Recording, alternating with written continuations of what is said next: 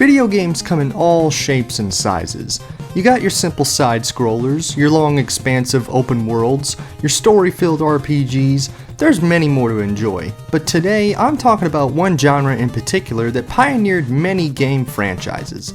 I'm talking about the run and gun. You may know some examples such as Metal Slug, Gunstar Heroes, or more modern examples like Cuphead, but the games I'm going to be talking about today put the genre on the map. What do you get when you take Alien, Predator, and Rambo together? You get Contra, baby! Contra's a run-and-gun series of games made by Konami. At the time in the mid-80s, Konami had made a name for themselves as a solid third-party gaming company, up there with the likes of Capcom and Sunsoft. With their previous successes being Gradius, a solid game that would popularize shoot-em-ups, and Castlevania with its gothic design, tight gameplay, and music. In 1987, they took a shot at the run-and-gun genre with Contra, originally released in arcades, which would then receive a much more popular NES version. In the game, you play as Bill Reiser and Lance Bean, two Marines that are part of the Contra unit, which is a group comprised of only the most fit and skilled fighters. The story of Contra takes place in the year 2633. A meteorite crashes near New Zealand, and a few years later, a terrorist organization named the Red Falcon emerges to take over the free world. The US military sends Dutch and John, Bill and Lance, down there to have a friendly talk with the guys, if you know what I mean. At the title screen, if you do the Konami code, you get 30 lives instead of the normal 3, and with 3 continues to boot, you pretty much have more than enough to handle the aliens. But if you're of the manly type, 3 is fine. Contra has 8 levels, 6 left to right run and gun stages, and 2 shooting gallery stages.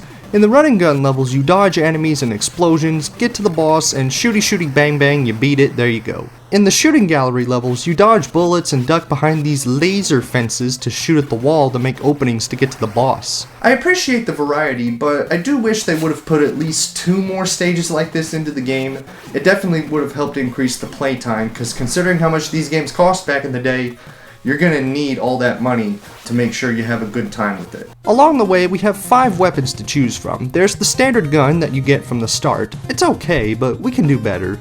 The fireball is the worst! Just looking at this footage speaks for itself. It's too slow and it's not powerful enough, and it can sometimes miss its target. The laser is powerful, but it can only have one on screen at a time. If you spam it, it won't get that far. The machine gun is great because it's the only gun you can hold down the button to keep firing, prevents your thumbs from hating you. R is rapid fire. It's not a weapon, it just makes your guns fire faster, which is nice. You also have B, which is a temporary invincibility barrier.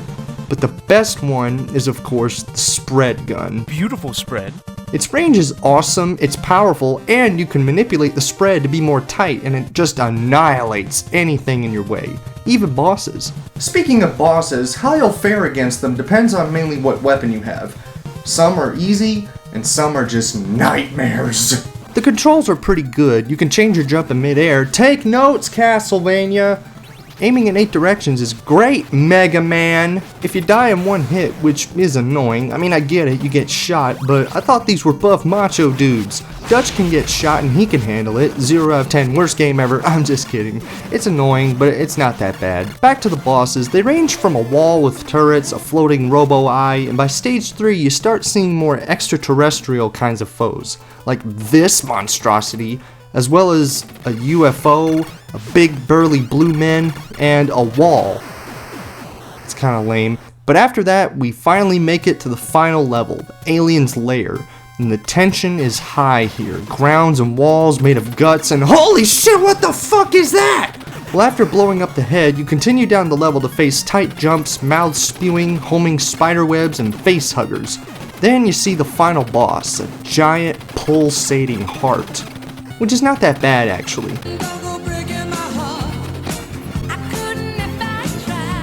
Psych!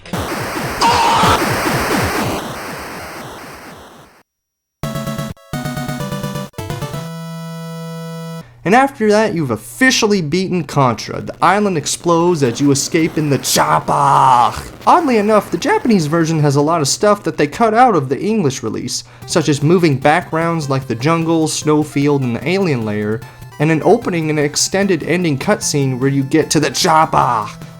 And in between level dialogue sessions with the guys in mission control, as well as a secret message from the Red Falcon if you hold down a specific button during the ending.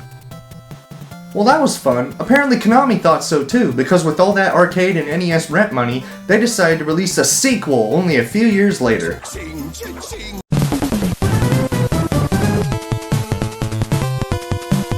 Super Contra was released in 1990 in the arcades, as well as for the NES under the name Super C.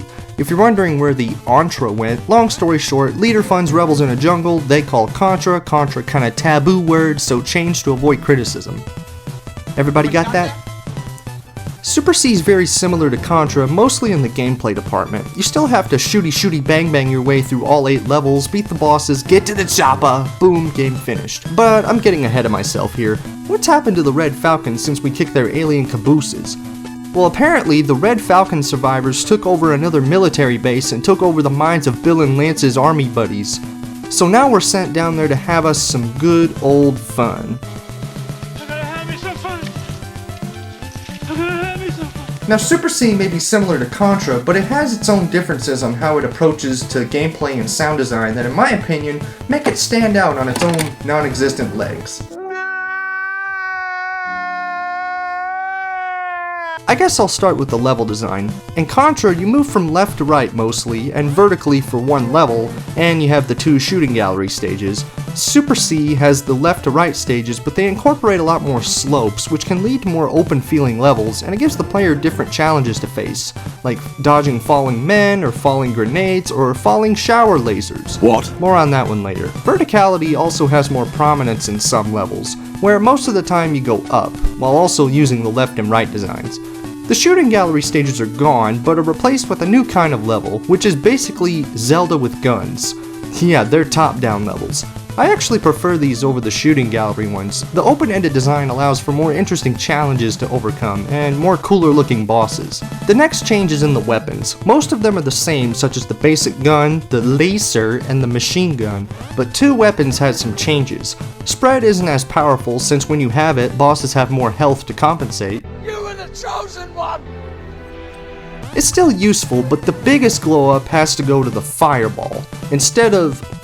ugh. It fires fast and it leaves behind an explosion that can get other things that are close to it. But if you hold down the button, it charges into a powerful shot that leaves behind an even bigger explosion that eats through bosses. It's technically the most powerful weapon, so at least there's more to choose from than just spread or machine gun. Another change that's kinda sucky is that the Konami code isn't in this game. It's different, and in the US version it only gives you 10 lives instead of 30 in the Japanese version.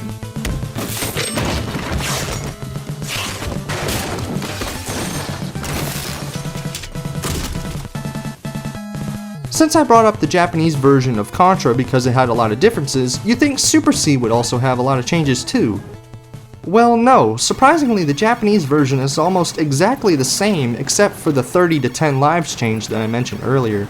It doesn't have cutscenes like Contra, no matter which region you play, which is quite a shame. I do miss those.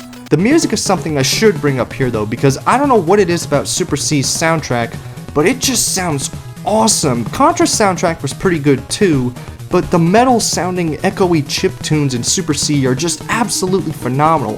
This is the kind of music I want to listen to when I'm out in the field firing at bad guys.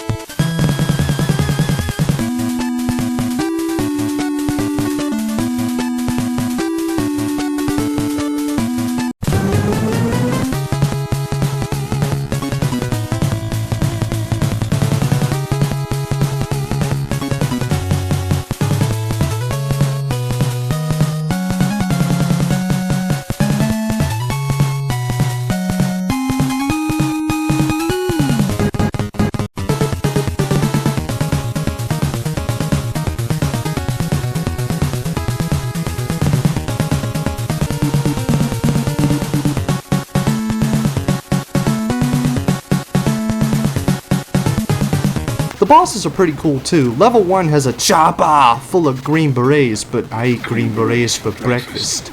Level 2 is a tank. Fucking tank, man. Tanks are cool.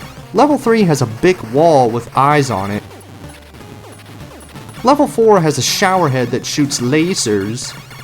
Sure, why not? Level 5 is a skull UFO. That's so fucking metal. This is where we also start seeing more alien creatures, and it really brings up the tension. Level 6 has this abomination. Isn't that bad? But then this happens.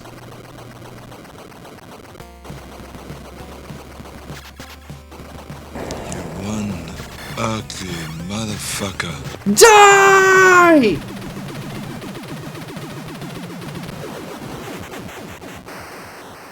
Level 7 has... what am I looking at here? Well, I'm not sure, but it is pretty cool looking. Level 8's the final level, and like before, it's pulsating everywhere, and they aren't even hiding the xenomorphs. Like, those are straight up xenomorphs. And don't think I forgot about the face huggers in Stage 7. But at the end of the game, we face the...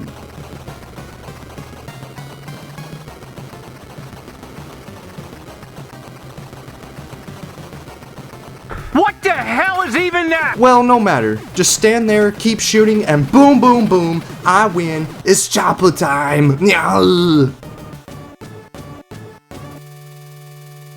And those were the Contra NES games. These games aren't that long, but they encapsulate what the NES is in my opinion. Having fun, sometimes with a buddy if you want. And if by fun you mean dying all the time because you can't keep up and you lose track of the projectiles, but fun regardless. As for which game is better, well, how about both? Not everything needs to be a competition. Both games are solid and they do different things very well in their own ways. They're not perfect and they can be a little frustrating, but I still highly recommend you play them just to see how the run and gun genre got very popular. And without these games, I wouldn't have one of my favorite games of all time. And so for that, Contra and Super C, I salute you and explode in your honor.